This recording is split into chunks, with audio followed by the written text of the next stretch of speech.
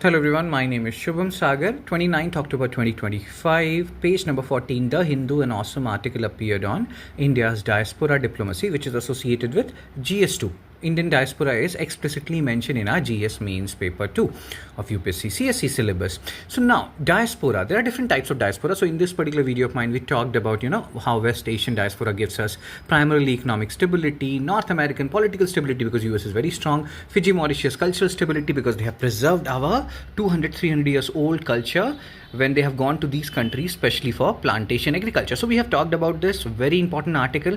There are two concepts, guys. One concept is of territorial India. Other concept is of cultural India. Territorial India has limited, like the concept of cultural India is much bigger than the concept of territorial India. Why? Because, wherever our diaspora goes, they take India's culture with them. So that's why cultural India is much bigger than territorial India. But at the same time, we have to be very wary of it. Sometimes what happens, we start doing these, in Canada, you can see here, Deepavali celebrations led to a fire incident, all these things. Plus, when we celebrate Pravasi Bharatiya Divas, all those things, it creates skepticism in the mind of the people of those countries and the leaders of those countries, and there's a cognitive dissonance among the mind of these people also, which country they belong to. They're like the country of which they are officially citizens of, or of India. Like there was an example which we discussed in this particular video related to Rachin Ravindra. When he was in India, he was quizzed about connection with India, this and that. He has to constantly say people that he is a citizen of New Zealand. So again, it's a fascinating article. It will give you a lot of different perspective. In this article, we have also talked about the difference between NRI, PIO, OCI. So now basically, PIO has merged with OCI. 2015 this happened.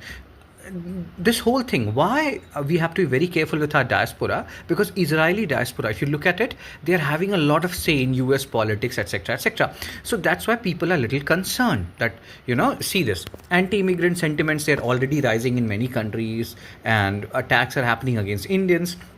We are not saying, and this article is not saying that it is our fault. It's just saying that whenever we are showing our culture, we should be a little wary of it. How we are showing it, we should not be, celebrating on their face, etc., etc. Allegations of interference by China, Russia, and even Israel have heightened security or scrutiny rather of immigrant communities. So people are, the people of those countries, they are anyway skeptical of these immigrants and how much say they are having in their policies.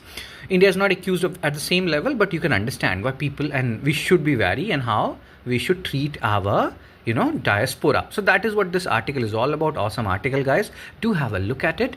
In the meantime, you can also watch my Hindu analysis, and in this article we also solved some questions related to overseas citizen of India, etc., etc.